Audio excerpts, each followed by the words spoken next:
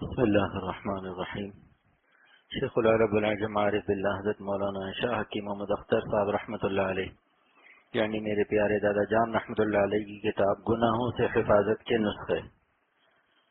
الحمد للہ وکفی وسلام علی عباده الذین اصطفى اما بعد فقال رسول اللہ صلی اللہ تعالی علیہ وسلم یا ایہا الناس افشوا السلام واطعموا الطعام وصلوا الأرحام وصلوا بالليل والناس نيام تدخلوا الجنة بسلام۔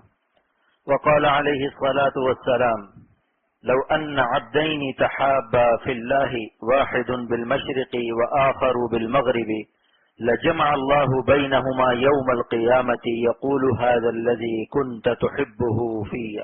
جنت میں سلامتی کے ساتھ داخلے کا طریقہ۔ پہلی حدیث پاک جو میں نے بیان کی کہ سلام کو پھیلاؤ، کھانا کھلانے کو عام کرو، رشتہ داروں سے صلہ رحمی کرو، رات کو جب لوگ سو رہے ہوں نماز پڑھو اور جنت میں سلامتی کے ساتھ داخل ہو جاؤ۔ اس حدیث پاک میں 4 اعمال کا ذکر ہے اور ہر عمل کی اپنی مستقل الگ شان ہے۔ معطوف علیہ اور معطوف اپنا الگ الگ حکم مستقل بالذات رکھتے ہیں، جیسے کہتے ہیں جاء زید و خالد، اس میں زید بھی مستقل ہے اور خالد بھی مستقل ہے، لہذا اس حدیث پاک میں مذکورہ 4 صفات جن میں پیدا ہو جائیں وہ سب کے سب اللہ تعالیٰ کی محبت سے نوازے جائیں گے، اللہ تعالیٰ کی محبت ان کو عطا ہو جائے گی۔ حدیث پاک میں جہاں افشوا السلام ہے یعنی سلام کو عام کرو، وہیں واطعموا الطعام بھی ہے کہ کبھی کبھی کچھ کھلاؤ پلاؤ بھی۔ اسلام کو خشکی سے نہ پھیلائیں ورنہ آپ خشک ملا مشہور ہو جائیں گے، لہذا کبھی کبھی کچھ کھلایا پلایا بھی کریں۔ محدثین لکھتے ہیں کہ یہاں اقربا کو، رشتہ داروں کو، دوستوں کو کھلانا پلانا مراد ہے، جیسے اس زمانے میں رواج چلا ہے کہ آپس میں ایک دوسرے کو افطاریاں کرائی جا رہی ہیں اور ایک دوسرے پر خرچ کر رہے ہیں۔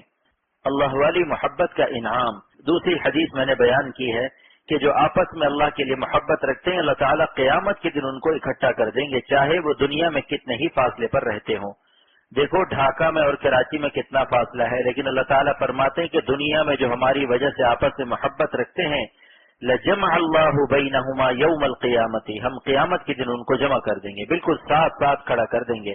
اور حق تعالیٰ یہ بھی فرمائیں گے ھذا الذی کنت تحبہ، یہ جو تمہارا ساتھی ہے جسے آج ہم نے تمہارے ساتھ کیا ہے، یہ دنیا میں تو تم سے 5000 میل دور رہتا تھا، لیکن آج قیامت کے دن ہم نے اسے تمہارے ساتھ کھڑا کر دیا کیونکہ یہ وہ شخص ہے جس سے تو محبت کیا کرتا تھا۔ کنت تحبو کا ماضی استمراری سے ترجمہ ہوگا کہ تو محبت کیا کرتا تھا۔ کانا جب مضارع پر داخل ہوتا ہے تو ماضی استمراری بنا دیتا ہے اور اس کے اردو ترجمے میں تا اور تھا دونوں لگانا واجب ہو جاتا ہے۔ اگر تا نہ لگائیں تو بھی ترجمہ صحیح نہیں ہوگا اور اگر تھا نہ لگائیں تو بھی ترجمہ صحیح نہیں ہوگا۔ تو مطلب یہ ہوا کہ یہ وہ شخص ہے جس سے تو محبت کیا کرتا تھا۔ ملا علی قاری رحمۃ اللہ علیہ فرماتے ہیں للمجاورتی فی الجنتی، یہ جمع کرنا جنت میں بھی ہوگا، اللہ جنت میں بھی ان کو آپس میں پڑوسی بنا دیں گے، جنت میں بھی ساتھ ساتھ کر دیں گے کہ دنیا میں آپس میں ہماری وجہ سے محبت کرتے تھے، لہٰذا جنت میں بھی ہمیشہ ایک دوسرے کے ساتھ رہیں گے۔ وہاں انشاءاللہ ہمیشہ کا ساتھ ہوگا کیونکہ جنت میں جدائی نہیں ہے، موت بھی نہیں ہے کہ موت آنے سے جدا ہو جائے۔ وہاں تو باقاعدہ اس کا اعلان ہو جائے گا کہ اب کسی کو موت نہیں آئے گی، کیا پیاری زندگی ہوگی، وہاں موت بھی نہ آئے گی۔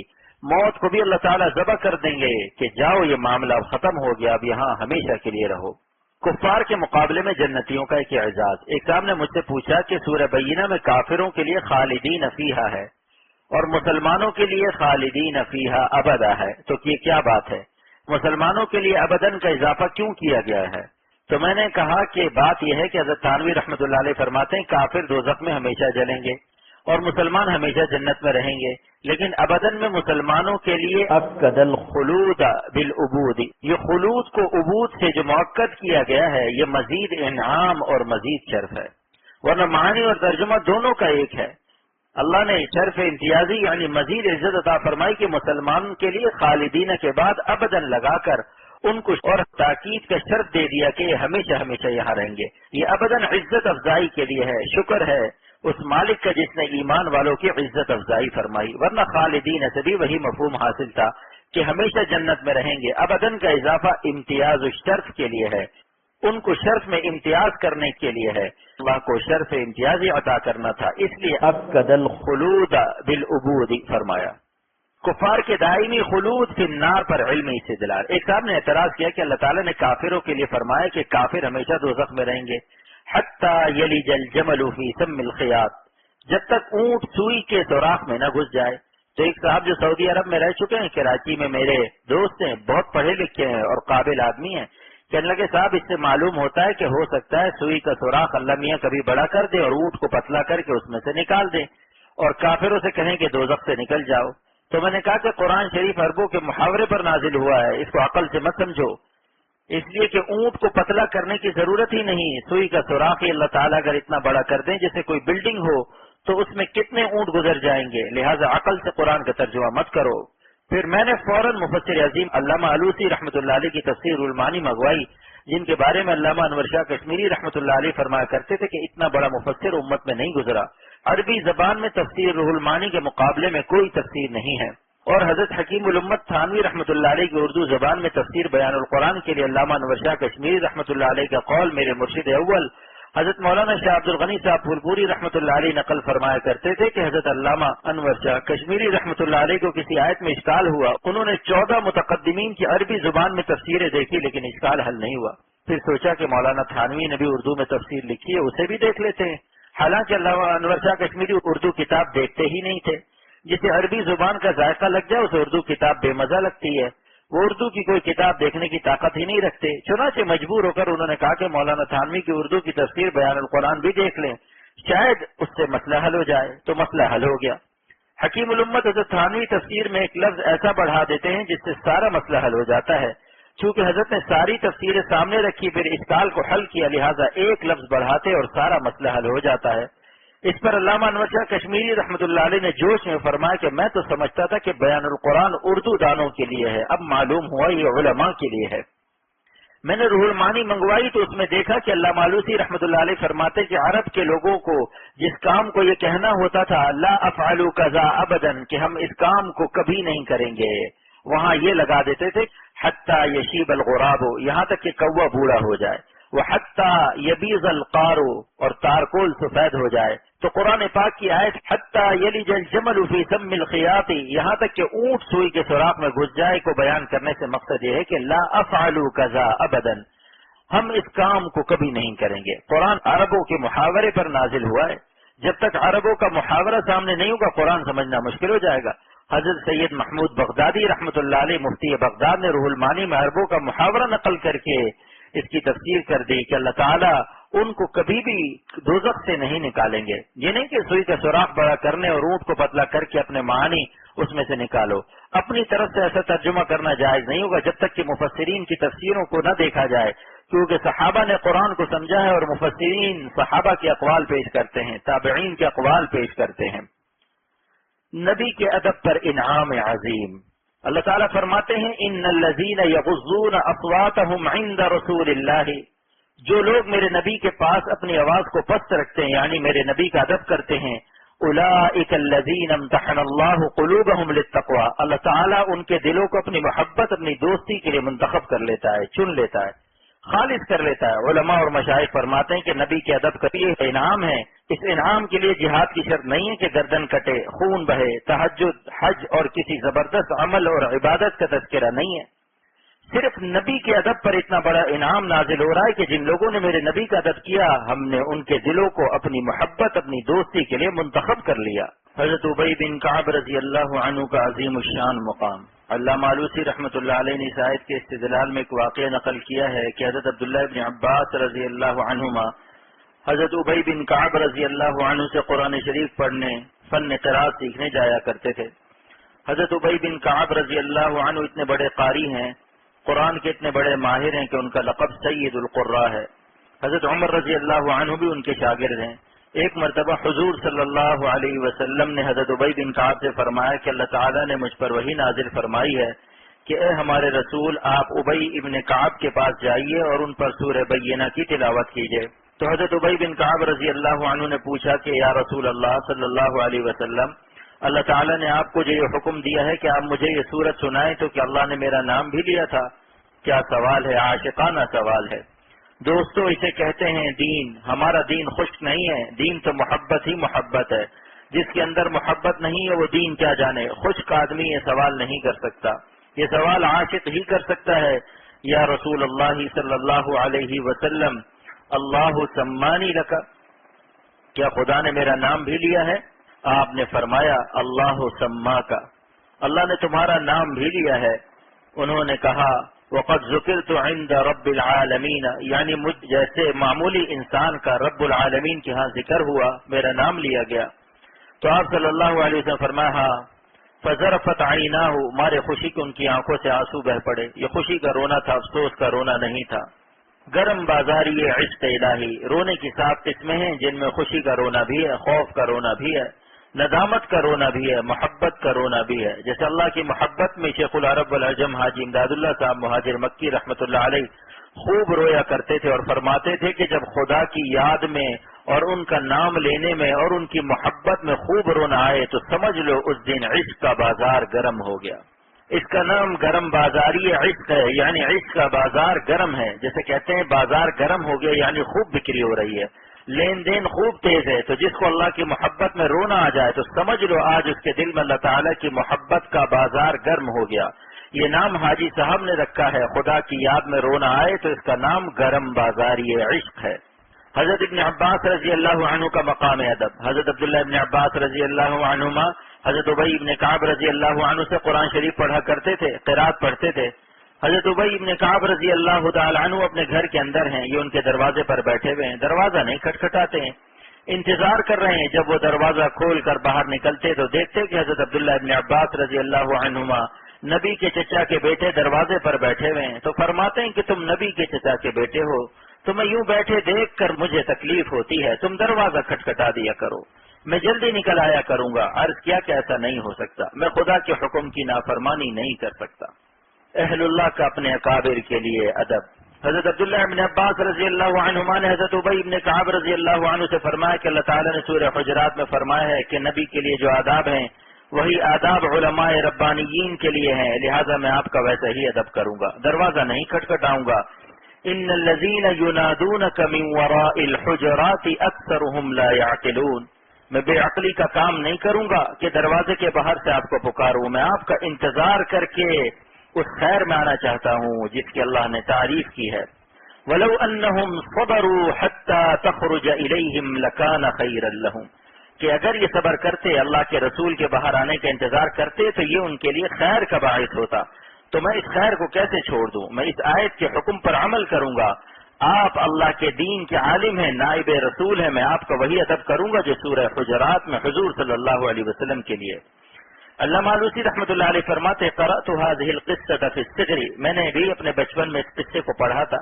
اس کے بعد میں نے تمام اساتذہ کے ساتھ ادب کا یہی معاملہ کیا.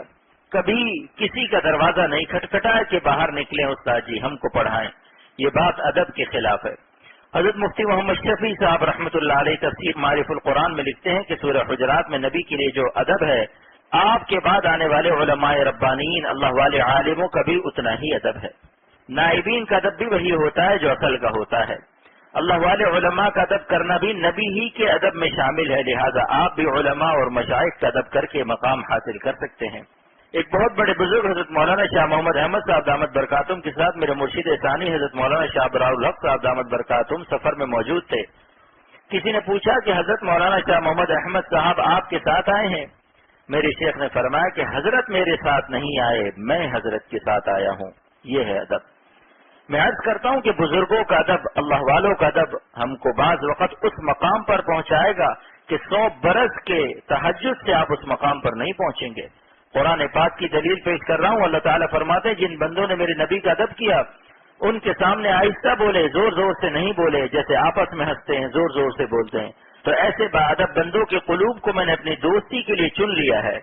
ہر گلیرا رنگ و بوئے دگرس، شیخ کے سامنے بھی اس طرح سے ہنسنا یا اس طرح کی حرکتیں کرنا جو یار دوست آپس میں کرتے ہیں جائز نہیں. یہ طریق کے آداب کے خلاف ہے. اور شیخ کی بھی 2 قسمیں ہوتی ہیں، ایک ڈنڈے والا شیخ اور ایک انڈے والا شیخ. ایک شیخ تو وہ ہے جو ڈنڈا زیادہ لگاتا ہے اور ایک شیخ وہ ہے جو انڈا کھلاتا ہے. کسی پر شفقت کی شان غالب ہوتی ہے، کسی پر غیرت کی شان غالب ہوتی ہے.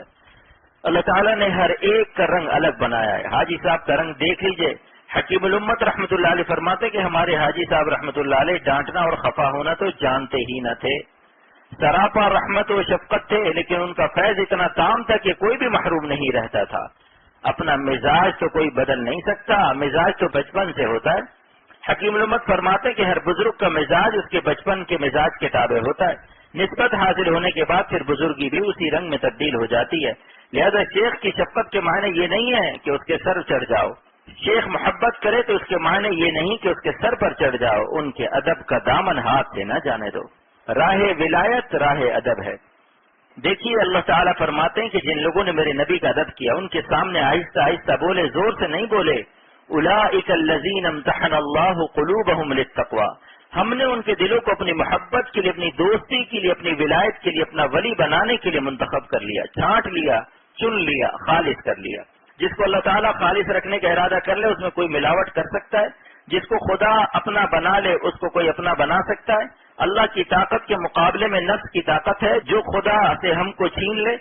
اگر خدا ہمیں اپنا بنا لے تو نفس کی طاقت ہے کہ وہ میں اللہ سے چھین کر گناہ کرا دے، شیطان کی طاقت ہے کہ وہ اللہ سے ہم کو چھین لے، اللہ سے لڑائی کر کے اللہ کے دست و بازو حفاظت سے، یعنی اللہ تعالیٰ کے حفاظتی ہاتھوں کی طاقت سے شیطان اور نفس کو طاقت ہے کہ وہ ہمیں چھین لے۔ بس اللہ تعالیٰ ہمیں اپنی حفاظت کے لیے قبول فرما لے۔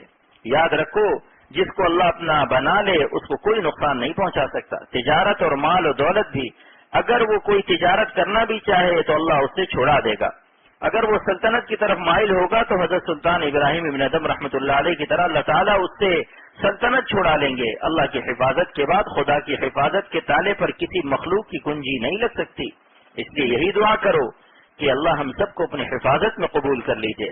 آپ ہم کو اپنا ایسا بنا لیجئے کہ ساری دنیا ہمیں اپنا نہ بنا سکے۔ اگر آپ ہمیں اپنا بنا لیتے ہیں تو نفس و شیطان ہمیں آپ سے نہیں چھین سکتے۔ اگر کسی کا ابا بھولو پہلوان ہے اور اس کا بیٹا اپنے ابا کی گود میں ہے، جو سارے بنگلہ دیش میں تمام انسانوں سے طاقتور ہے، تو کوئی اس کا بیٹا اس سے چھین سکتا ہے؟ بھولو پہلوان ایک مشہور نام ہے، اس لیے اس کی مثال دے رہا ہوں۔ اگر اس کا نام سمجھنا مشکل ہے تو محمد علی قلعے کا نام لے لو، بہت بڑا باکسر ہے، طاقتور بھی ہے۔ اگر اس کی گود میں اس کا بیٹا بیٹھا ہو تو کیا کسی کی طاقت ہے کہ اس سے بیٹا چھین لے؟ وہ ایک گھونسا لگائے گا اور جبڑا پھاڑ دے گا۔ جبڑا جانتے ہو کس کو کہتے ہیں؟ مسوڑوں کی طرف کے علاقے کو جبڑا کہتے ہیں۔ اب ایک قصہ بھی یاد آ گیا، دو باکسر لڑ رہے تھے اکھاڑے میں، ایک دوسرے کو غصے سے کود کود کر مار رہے تھے۔ تماشا دیکھنے والوں کا مجمع لگا ہوا تھا۔ ایک صاحب کہہ رہے تھے کہ جبڑے پر مارو، جبڑے پر مارو۔ تو ایک شخص نے پوچھا کہ کیا آپ باکسنگ کے فن کے ماہر ہیں؟ کیا آپ کو اس کا کچھ تجربہ ہے؟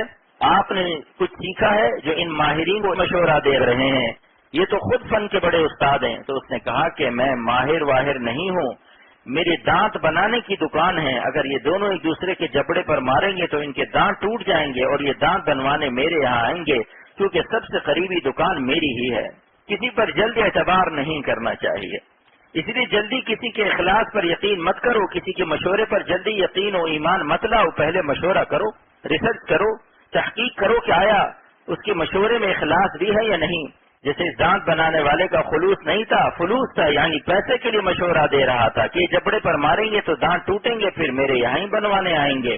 اور مشورہ دینے میں قیاس و اٹکل سے بھی کام مت لو۔ اگر کسی کا گھر 1 میل پر ہے تو آدھا میل مت بتاؤ، جھوٹ بولنا جائز نہیں ہے۔ اگر آدھے گھنٹے کا راستہ ہے تو 8 منٹ یا 10 منٹ کا مت کہو، اس سے اللہ کے ہاں پکڑ ہوگی۔ آپ دیہاتوں میں جائیے، وہاں کسی کا گھر 5 میل پر ہے تو دیہاتی کہیں گے کہ ارے صاحب وہ کیا نظر آ رہا ہے، بالکل قریب ہے۔ اب بیچارہ مسافر 5 میل تک پیدل جا رہا ہے، شریعت میں جائز نہیں ہے، جو صحیح بات ہو وہ بتاؤ۔ تو اس واقعے سے آپ کو یہ سبق ملا کہ جلدی کسی کا مشورہ مت مانو، ہو سکتا ہے کہ اس کی دانت کی دکان ہو۔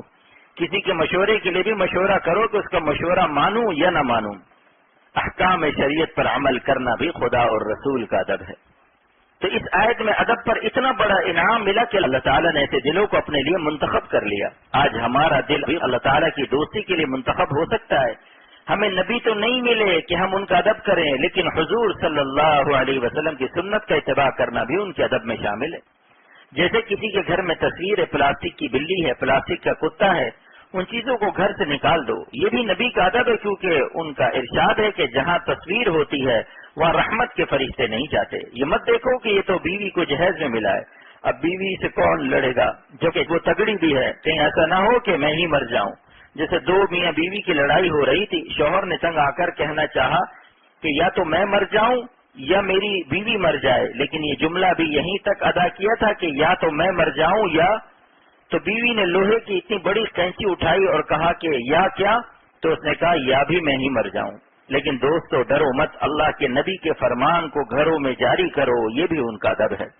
ادب رسول پر حصول جذب کی عالمانہ شرح۔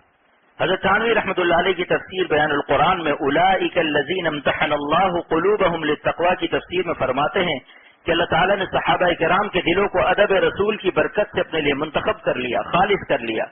امتحانہ معنی میں اخلصہ کے ہے۔ اب سوال پیدا ہوتا ہے کہ امتحانہ معنی میں اخلصہ کے کیوں ہے؟ چونکہ قرآن عربی محاورے پر نازل ہوا، لہذا علامہ آلوسی رحمۃ اللہ علیہ سید محمود بغدادی فرماتے ہیں کہ علم اس موقع پر بولا جاتا ہے جب عرب کے لوگ سونے کو آگ میں ڈال کر اس سے میل کچیل اور گندگی صاف کر لیتے ہیں، تب کہتے ہیں امتحنت الذهب بالنار، ہم نے سونے کو خالص کر لیا۔ تو محاورہ عرب پر قرآن نازل ہوا، لہذا مفسرین لکھتے ہیں کہ امتحن قلوبہم کے معنی ہیں ہم نے ان کے دلوں کو اپنے لیے خالص کر لیا۔ اللہ جس کے دل کو اپنے لیے خالص کر لے گا اس میں کون ملاوٹ کر سکتا ہے؟ ساری دنیا اس کو اللہ سے نہیں چھین سکتی۔ جب محمد علی قلعے کی گود سے اس کا بیٹا کوئی نہیں چھین سکتا بوجہ اس کی طاقت کے، محمد علی قلعے جس کے ابا ہیں وہ بیٹا ناز کرتا ہے کہ اگر ابا ہمیں گود میں لے لیں تو پوری دنیا میں کسی کی طاقت نہیں کہ وہ ہم کو ان سے چھین لے۔ محمد علی کے بیٹے کو یہ ناز کیوں ہے؟ کیونکہ جانتا ہے کہ میرا ابا بین الاقوامی طاقت والا باکسر ہے، کسی کی ہمت نہیں کہ اس سے لڑ سکے۔ تو جس کو اپنے اللہ پر یقین ہے کہ اللہ سے بڑھ کر کسی کی طاقت نہیں، وہ 2 رکعت صلاۃ الحاجت پڑھ کر اللہ سے دعا کیوں نہیں کرتا کہ اے میرے طاقت والے ربا، آپ ہم کو اپنی حفاظت کی گود میں قبول کر لیجئے تاکہ نفس و شیطان اور ساری کائنات ہم کو آپ سے نہ چھین سکے۔ ہمارے دست و بازو تو کمزور ہیں، خلق الانسان ضعیفا، ہم تو کمزور ہیں لیکن ہمارا رب کمزور نہیں ہے۔ دشمن اگر قوی است نگہبان قوی تر است، دشمن اگر قوی است نگہبان قوی تر است، عمل برائے عطائے ہمت تقوی۔ آج 2 رکعت صلاۃ الحاجت پڑھ کر اللہ تعالیٰ سے یہ دعا کیجئے کہ یا اللہ آپ طاقت والے ہیں، ہمارے ربا ہیں۔ اگر بچہ طاقت والے ابا پر ناز کر سکتا ہے تو بندے ربا پر ناز کر سکتے ہیں جو ابا کو بھی پیدا کرتا ہے۔ ابا کون دیتا ہے؟ ربا ہی تو دیتا ہے۔ تو اپنے ربا سے کہو کہ جب ایک طاقت والے ابا پر بیٹا ناز کرتا ہے کہ ہمارے ابا سے ہمیں کوئی نہیں چھین سکتا، تو اللہ کی طاقت سے بڑھ کر کس کی طاقت ہے؟ نفس و شیطان کی طاقت اللہ کی طاقت کے مقابلے میں کیا ہے؟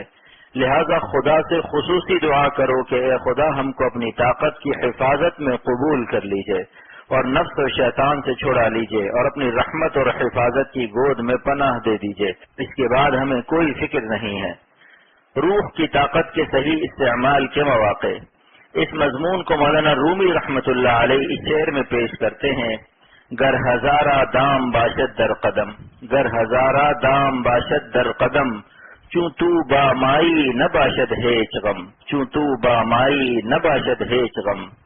ہمارے ہر قدم پر ہزاروں گناہوں کے جال ہیں، جس طرح مچھلی جال میں پھنستی ہے اسی طرح گناہوں کے جال، سینما، وی سی آر، ٹی وی، بے پردہ عورتیں اور حرام چیزیں ہر طرف ہیں۔ صوفی ذکر کرتا ہے، دعاؤں میں روتا ہے، لیکن جب راستے میں کوئی حسین سامنے آ جائے، کوئی بے پردہ لڑکی آ جائے، وہاں تہجد، اشراق، ذکر و تلاوت، رونا سب بھول گئے۔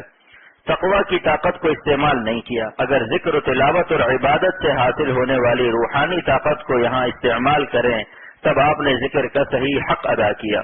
عبادت کر کے روح کو تو طاقتور بنا دیا، لیکن جب اس طاقت کو استعمال کرنے کا موقع آیا، مثلاً بے پردہ عورتیں سامنے آ گئی، وہاں نظر نہیں بچا رہے ہیں۔ تو یہ وہ پہلوان ہے جو دودھ بادام کھا کر بدن بنا رہا ہے مگر کشتی لڑنے کے لیے تیار نہیں ہے۔ آپ اس کو بزدل کہیں گے، اس کا کھلانا پلانا سب بیکار ہے، یا ایسے پہلوان کی تعریف کریں گے۔ یہی حال اس شخص کا ہے جو روحانی طاقت کو نفس و شیطان کے مقابلے میں استعمال نہیں کرتا، سینما ہالوں سے، بے پردہ عورتوں سے بچنے میں استعمال نہیں کرتا۔ اگر بھابھی سامنے آ جائے تو نگاہ نیچی کر لو، جن جن سے شریعت میں پردے کا حکم ہے ان سے شرعی پردہ کرو، نگاہ نیچی کر کے بات کرو۔ بھابھی لاکھ کہے کہ آج کیا ہو گیا، پہلے تو خوب ہنسی مذاق کرتے تھے، یہ پردہ کرنا کہاں سے آ گیا؟ کیا ڈھالکا نگر کی خانقاہ کے کسی ملا کا سایہ پڑ گیا؟ تم کو کس نے ملا بنا دیا؟ ان سے کہو کہ اللہ تعالیٰ کا حکم ہے کہ جہاں گناہ سے بچنے کا موقع ہو وہاں روحانی طاقت کو استعمال کیا جائے۔ گناہوں سے بچنے کے نسخے: اگر کوئی گناہ سے نہیں بچتا تو اس نے اللہ کے ذکر کا حق ادا نہیں کیا۔ جو شخص گناہ سے نہیں بچتا ذکر تو خوب کرتا ہے لیکن اللہ کی یاد سے جو طاقت حاصل ہوئی ہے اس کو استعمال نہیں کرتا۔ روحانی طاقت کے استعمال کا موقع نفس و شیطان کا مقابلہ ہے، لیکن اگر اس مقابلے میں آپ چت ہو گئے، نفس کا ساتھ دے دیا، ہار گئے، پھر اس لڑائی میں جیتنے کے لیے ایک دعا سن لیجئے۔ یہ بخاری شریف کی دعا ہے۔ بعض لوگوں نے مجھ سے سوال کیا کہ گناہ سے بچنے کے لیے کوئی دعا بتا دیجئے، تو ایک دعا سن لیجئے: اللہم الہمنی رشدی واعذنی من شر نفسی۔ یہ دعا ترمذی شریف میں موجود ہے۔ اب اس کا ترجمہ سن لیجئے: اے اللہ، جن باتوں سے آپ خوش ہوتے ہیں وہ ہمارے دل میں ڈال دیجئے، ہدایت کے راستوں کو ہمارے دل میں ڈال دیجئے۔ رشد کے معنی ہے ہدایت، یعنی اللہ کی رضا کا راستہ، کہ اے اللہ جن باتوں سے آپ خوش ہوتے ہیں ہدایت کی ان راہوں کو میرے دل میں ڈال دیجئے، الہام کر دیجئے۔ وَأَعِذْنِي مِن شَرِّ نَفْسِي، میرے نفس کے شر سے بھی مجھے بچائیے۔ کبھی آدمی جانتا بھی ہے کہ عورت کو دیکھنا گناہ ہے، جانتا ہے کہ بے داڑھی مونچھ کے لڑکوں کو بری نظر سے دیکھنا حرام ہے، لیکن جانتا تو ہے مگر مانتا نہیں ہے۔ یہ نفس کی شرارت ہے یہ نہیں، لہذا نفس کی شرارت سے اللہ کی پناہ مانگو۔ وَأَعِذْنِي مِن شَرِّ نَفْسِي، مجھ کو میرے نفس کے شر سے بچائیے، یعنی آپ نے جو علم دیا اس پر عمل بھی نصیب فرمائیے۔ یہ نفس کے شر سے بچنے کی دعا ہے۔ ایک تو یہ دعا کر لیں، دوسرا ہر نماز کے بعد 7 مرتبہ لا حول ولا قوت الا باللہ پڑھ لیں۔ حدیث میں وعدہ ہے کہ اس کلمے کے پڑھنے سے نیک کام کرنے کی اور برے کام سے بچنے کی توفیق عطا ہوگی، اللہ کی طرف سے توفیق کا خزانہ عطا ہوگا۔ لہذا لا حول ولا قوت الا باللہ 7 مرتبہ ہر نماز کے بعد پڑھ کر اللہ تعالیٰ سے دعا کر لیجئے کہ اے خدا اس کی برکت سے نیک عمل کرنے کی اور برے کاموں سے بچنے کی توفیق کا خزانہ بخشش کر دیجئے۔ یہ 2 عمل ہو گئے۔ گناہوں سے بچنے کا تیسرا نسخہ یہ ہے کہ تھوڑی دیر بیٹھ کر موت کا مراقبہ کیجئے کہ میں مر گیا ہوں، جنازہ کفن میں لپیٹا جا رہا ہے، قبر میں اتارا جا رہا ہوں، لوگ مٹی ڈال رہے ہیں، کئی من مٹی ڈال کر سب چلے گئے، آپ اکیلے پڑے ہیں اور اللہ تعالیٰ پوچھ رہے ہیں کہ نامحرم عورتوں کو کیوں دیکھتے تھے؟ اب ان آنکھوں کا تماشا دیکھو کہ ان کے ساتھ کیا ہو رہا ہے۔ بہت سے کیڑے آنکھوں کو نکال کر اس سے کھیل رہے ہیں، قبر میں ان کی کرکٹ ہو رہی ہے۔ ہماری آنکھوں کا کرکٹ میچ ہوگا، کیڑے آنکھیں لے کر بھاگ رہے ہیں، گالوں کو نکال کر بھاگ رہے ہیں۔ اسی لیے کہتا ہوں کہ ان گالوں پر کیڑوں کا حملہ ہونے والا ہے، یہ گال ہمیشہ سلامت رہنے والے نہیں ہیں، لہذا جلدی سے ان پر سنت کا باغ لگا کر اللہ سے انعام لے لو۔ دفن ہونے کے بعد جوان سے جوان آدمی کے گال کیڑے کھا جائیں گے، بال لے کر ادھر ادھر بھاگ رہے ہوں گے، قبروں میں عجیب تماشا ہوتا ہے۔ مشکات کی اردو شرح مظاہر حق میں لکھا ہے کہ سردیوں میں 3 دن کے بعد اور گرمیوں میں 24 گھنٹے کے بعد قبر کھود کر دیکھ لو، لاش گل سڑ جاتی ہے اور قبروں میں باقاعدہ کرکٹ ہوتی ہے۔ کیڑے آنکھوں کو لے کر دوڑتے ہیں، پورب سے پچھم، اتر سے دکن، آنکھ لے کر بھاگ رہے ہیں، گال لے کر بھاگ رہے ہیں، کوئی بال لے کر بھاگ رہا ہے، کوئی ہونٹ لے کر بھاگ رہا ہے۔ قبروں میں یہ تماشا ہونے والا ہے اور یہ مراقبہ بھی کرو کہ دوزخ سامنے ہے۔ اللہ تعالیٰ فرشتوں سے فرما رہے ہیں کہ اس نالائق کو دوزخ میں ڈال دو، کیونکہ یہ عورتوں کو بری نظر سے دیکھتا تھا، حسین خوبصورت لڑکوں کو بری نظر سے دیکھتا تھا، لہذا اسے دوزخ میں ڈال دو، اس کا علاج دوزخ میں ہوگا۔ تو گناہوں سے بچنے کا یہ علاج ہو گیا، 2 وظیفے اور تیسرا مراقبہ، اور چوتھا علاج یہ کہ گناہ چھوڑنے کا ارادہ کرو، ہمت کرو۔ اگر آپ ارادہ نہ کریں تو مسجد سے گھر تک نہیں جا سکتے، کیونکہ صاحب اگر ارادہ نہ کریں، پاؤں نہ اٹھائیں تو رات بھر یہیں رہیں گے، لہذا گناہ چھوڑنے کا ارادہ کرو، ہمت کرو۔ یہ کمالات اشرفیہ میں لکھا ہے، حکیم الامت کے الفاظ ہیں کہ گناہ چھوڑنے کے 3 جز ہیں کہ خود ہمت کرو کہ آنکھوں سے اللہ کو ناراض نہیں کریں گے، آج سے بھابھی کو نہیں دیکھیں گے، آج سے کسی غیر محرم عورت کو نہیں دیکھیں گے، چاہے کتنی ہی خوبصورت ہو، اور دیکھنے سے وہ ملے گی بھی نہیں۔ اسی لیے بد نظری بے وقوفی کا گناہ ہے، اور جب کبھی نظر بچاؤ اس وقت اللہ تعالیٰ سے سودا کر لو کہ اے خدا، یہ آپ کا حکم تھا، میں نے اسے آپ کی توفیق سے مان لیا۔ آپ نے وعدہ کیا ہے کہ جو نگاہ بچائے گا ہم اس کو ایمان کی مٹھاس، اپنی محبت کا درد عطا کریں گے۔ آپ اپنی محبت کا درد ہمارے سینے کو عطا کر دیجئے۔ آپ کی دی ہوئی توفیق سے ہم نے آپ کے حکم پر عمل کر لیا۔ اے اللہ، اب ہم آپ سے اپنے حق میں آپ کے نبی کی بشارت مانگتے ہیں۔ انشاءاللہ اس دعا کی برکت سے اللہ کی محبت کا وہ درد جو اولیاء اللہ کو عطا ہوتا ہے وہ عطا ہو جائے گا۔ تو حکیم الامت حضرت تھانوی رحمۃ اللہ علیہ نے بھی گناہوں سے بچنے کے 3 نسخے بیان فرمائے ہیں۔ نمبر 1، گناہوں سے بچنے کی خود ہمت اور کوشش کرو۔ نمبر 2، اللہ سے ہمت اور بخشش کی بھیک مانگو کہ اے اللہ گناہوں کو چھوڑنے کی ہمت دے دے۔ نمبر 3، خاقان خدا سے ہمت کی دعا کراؤ۔ اپنے مرشد کو لکھو کہ آپ دعا کیجئے کہ ہمیں گناہ چھوڑنے کی ہمت ہو جائے۔ یہ 3 کام کر لو انشاءاللہ تعالیٰ، پھر دیکھو کہ کیسے غیب سے انتظام ہوتا ہے۔ یہ تو حکیم الامت کے 3 نسخے تھے۔ اسی سلسلے میں حکیم الامت کے اس خادم نے بھی گناہوں سے بچنے کے لیے 4 نسخے بیان کیے تھے۔ 2 وظیفے تھے، تیسرا مراقبہ تھا، چوتھا گناہوں سے بچنے کی ہمت و ارادہ کرنا تھا۔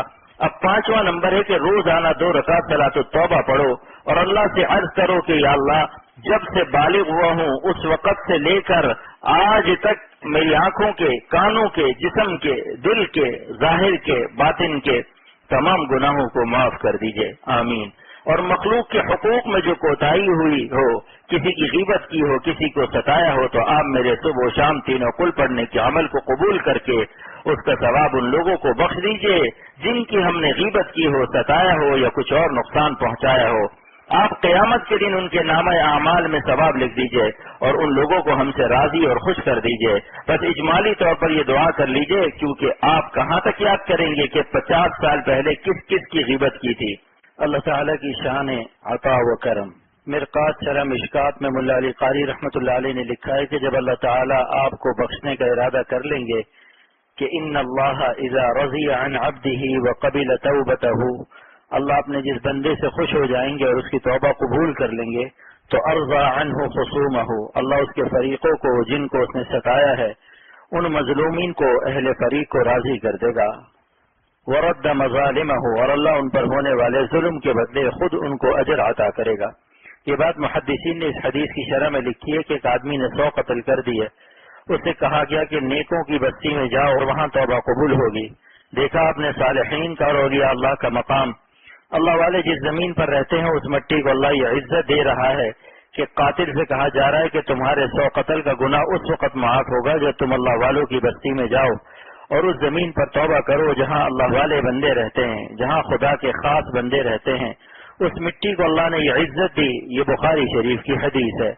دیکھا آپ نے کہ اللہ والوں کو اللہ کتنی عزت دیتا ہے۔ اللہ والوں کی عزت کو ہم کیا سمجھیں گے؟ جس زمین پر اللہ والے رہتے ہیں اس مٹی کو خدا یہ عزت دے رہا ہے کہ 100 قتل کرنے والے کی معافی کا اعلان ہو رہا ہے۔ بخاری کی روایت ہے کہ جب وہ اللہ والوں کی بستی کی طرف توبہ کرنے کے ارادے سے چلا تو راستے میں اسے موت آ گئی۔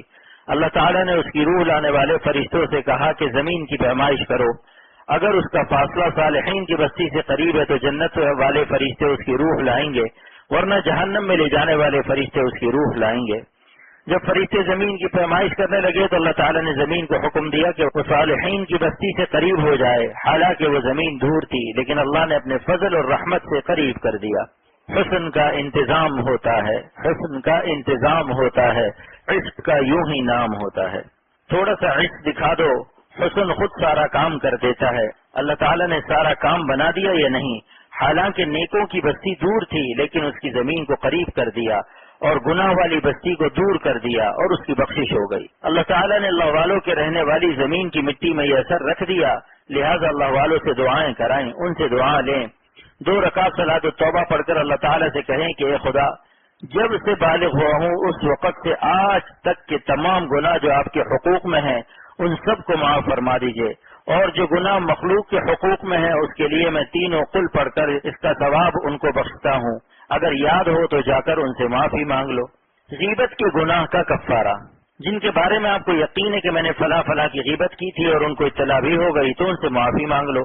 غیبت کی معافی تب واجب ہوتی ہے جب اس کو اطلاع بھی ہو جائے جس کی غیبت کی گئی تھی، اگر اس کو خبر نہیں ہے تو معافی مانگنا واجب نہیں ہے، آپ ویسے ہی اس کو ثواب بخش دیں۔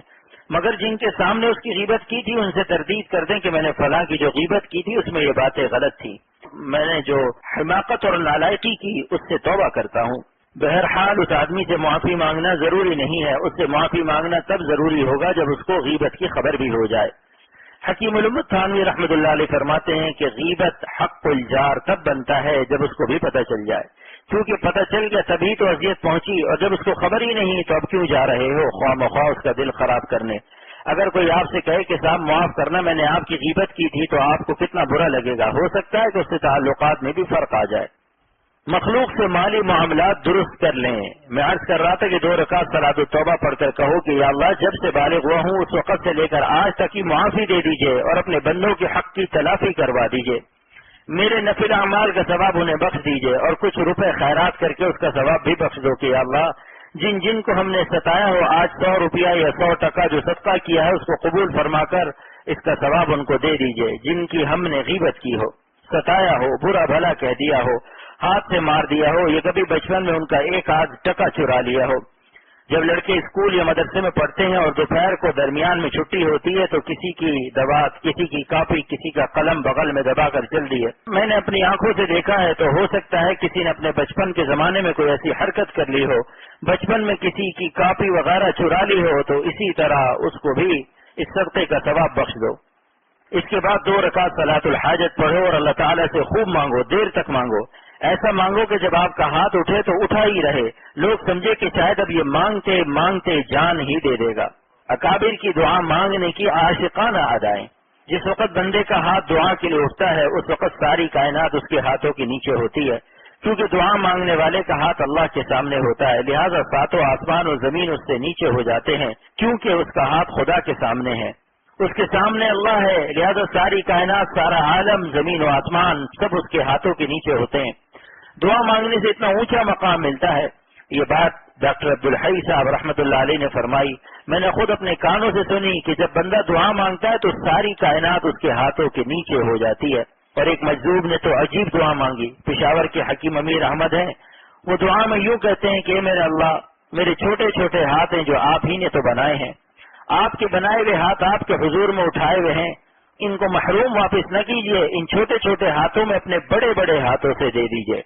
مجذوبوں کی دعا کیا پیاری ہوتی ہے، اسی لیے تو مجذوبوں پر بڑا پیار آتا ہے. یہ مجذوب بھی یا رب یا رب یا رب کے نعرے لگاتا رہتا ہے. مجھے خط لکھتا ہے تو اس میں بھی 2 سطریں یا رب کی ہوتی ہیں. تو 2 رکعت صلاۃ الحاجت پڑھ کر سب کچھ مانگنے کے بعد آخر میں اللہ تعالیٰ کو مانگ لو کہ اللہ ہم آپ سے آپ کو مانگتے ہیں کہ آپ ہم سے خوش ہو جائیے، اپنی ناراضگی کو ہم سے اٹھا لیجئے، ہم سے راضی اور خوش ہو جائیے اور ہمیں اپنا بنا لیجئے. یا اللہ نفس و شیطان یہ 2 غنڈے ہم کو ستا رہے ہیں، یہ غنڈے ہم کو دبوچ لیتے ہیں اور ہمیں آپ کے قرب سے کھینچ کر گناہوں میں لے جاتے ہیں، آپ سے دور کرتے ہیں. اے خدا، اگر کوئی بیٹا اپنے باپ سے درخواست کرے کہ ابا 2 غنڈے ہم کو پکڑے ہوئے ہیں جو آپ کے پاس ہم کو نہیں آنے دیتے، تو باپ اسے بچانے میں اپنی پوری طاقت خرچ کر دیتا ہے. یا اللہ آپ ہمارے ربا ہیں، کیا آپ کی رحمت ابا سے کم ہے؟ آپ اپنی رحمت سے ان دونوں غنڈوں سے ہم کو چھوڑا کر اپنا بنا لیجئے. ان غنڈوں کے پنجوں سے نکال کر، نفس و شیطان کی غلامی سے نکال کر ہمیں 100% اپنی فرما برداری کے لیے قبول فرما لیجئے. آپ چند دن میری گزارشات پر عمل کر کے تو دیکھیں، بدنگاہی کا، عشق مجازی کا یا غیر اللہ سے محبت کرنے کا 100 برس کا ناصور بھی اگر ہوگا تو دیکھنا کہ اللہ تعالیٰ کس طرح مدد بھیجتے ہیں. آپ کو حیرت ہوگی کہ میرا پاپی دل کیسے اللہ والا دل بنا جا رہا ہے. جب آپ کی دعا قبول ہو جائے گی تو اللہ تعالیٰ آپ کو نفس و شیطان کے دونوں غنڈوں سے چھوڑا لیں گے انشاءاللہ.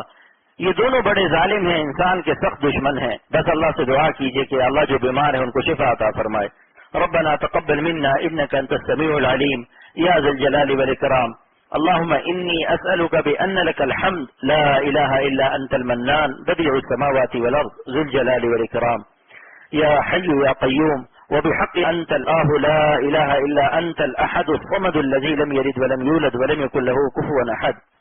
اللهم انك مليك مقتدر ما تشاء من امر يكون. اسعدنا في الدارين وكن لنا ولا تكن علينا وانصرنا على من بغى علينا وعذنا من هم الدين وقهر الرجال وشماتة الأعداء. وسلم يا رب على نبيك محمد صلى الله عليه وسلم. الحمد لله رب العالمين وبحق ألف لام ميم الله لا إله إلا هو الحي القيوم وبحق اللهم إله واحد لا إله إلا هو الرحمن الرحيم وبحق لا إله إلا أنت سبحانك إني كنت من الظالمين. یا اللہ یا ارحم الراحمین یا رب العالمین برحمتک الواسعۃ. اپنی رحمت واسعہ کے صدقے میں اور رحمت للعالمین ہونے کے صدقے میں نفس و شیطان کے 2 غنڈے جو ہم کو دبوچے ہوئے ہیں ان سے ہمیں چھوڑا لے. یا اللہ ہم جس گناہ میں مبتلا ہیں، کسی کو جھوٹ بولنے کی عادت ہے، کسی کو بدنگاہی کی عادت ہے، کسی کے دل میں تکبر اور بڑائی ہے، کسی کے دل میں عورتوں کا عشق و محبت ہے، جس کو جو جسمانی یا روحانی بیماری ہے آپ اپنی رحمت سے اور جتنے اس میں عزم پڑے ہیں یا اللہ ان کی برکتوں سے، ہمارے اکابر کی برکتوں سے جن کے دامن ہم نے پکڑے ہم سب کو جسمانی اور روحانی بیماریوں سے شفا عطا فرمائیے۔ یا اللہ نفس و شیطان کے دست و بازو سے چھڑا کر آپ اپنے دست و بازو کی طاقتوں کے ساتھ ہماری حفاظت کو قبول فرما لیجیے۔ یا اللہ اپنی رحمت سے اپنی حفاظت کا تالا ہمارے اوپر لگا دیجیے۔ آپ کے تالے پر کون مخلوق ہے جو کنجی لگا سکے؟ یا اللہ آپ ہمیں اپنی رحمت کی حفاظت میں قبول فرما لیجیے۔ یا اللہ ہم سب کو اپنی خصوصی حفاظت میں قبول فرما لیجیے اور ہم سب کو اپنا بنا لیجیے۔ نفس و شیطان سے چھڑا کر 100% اپنا بنا لیجیے اور اولیاء صدیقین کا جو آخری مقام ولایت ہے ہم سب کو اس مقام تک اپنی رحمت سے اپنے کریم ہونے کے صدقے میں پہنچا دیجیے اور ہماری دنیا بھی عافیت کی بنائیے اور آخرت بھی بنائیے۔ العافیت والکفاف یعنی عافیت اور غیر محتاجی، اور عافیت کے معنی ہے السلامۃ فی الدین من الفتنۃ والسلامۃ فی البدن من سیء الاسقام والمحنہ۔ آپ سے ہم عفو بھی مانگتے ہیں اور عافیت بھی مانگتے ہیں اور معافات بھی مانگتے ہیں، دنیا میں بھی اور آخرت میں بھی۔ یہ 3 چیزیں ہیں، عفو، عافیت اور معافات۔ ملا علی قاری رحمۃ اللہ علیہ نے مرقات شرح مشکات میں عفو کے معنی لکھے ہیں محو الذنوب و ستر العیوب، کہ اللہ ہمارے گناہوں کو معاف کر دے اور اس پر ستاری کا پردہ ڈال دے۔ اور عافیت کے معنی ہے السلامۃ فی الدین من الفتنۃ والسلامۃ فی البدن من سیء الاسقام والمحنہ۔ اے اللہ ہمارے دین کو سلامت رکھیے تمام گناہوں سے اور ہر فتنے سے، اور ہمارے بدن میں سلامتی نازل کیجیے، ہمیں بری بیماریوں سے اور سخت تکالیف سے بچائیے۔ اور معافات کے معنی لکھے ہیں ان یعافینا اللہ من الناس، اے اللہ ہم سب کو عافیت دے لوگوں سے اور مخلوق کو عافیت دے دیجیے ہمارے شر سے۔ تو حضور صلی اللہ تعالی علیہ وسلم نے 2 جہاں کے لیے اللہ تعالی سے عفو، عافیت اور معافات کی 3 نعمتیں مانگی ہے کہ اللہ ہم کو عفو، عافیت اور معافات تینوں نعمتیں بماء شرع کے عطا فرما دیں، جو مرقات محدث کبیر و عظیم حضرت ملا علی قاری رحمۃ اللہ علیہ نے بیان کی ہیں۔ اپنے پیارے حبیب صلی اللہ علیہ وسلم کے الفاظ مبارک کو مع اس کی شرح کے ہم سب کے حق میں قبول فرما لیجیے، آمین۔ وصلی اللہ تعالی علی خیر خلقی محمد وآلہ وصحبہ اجمعین برحمتک یا ارحم الراحمین۔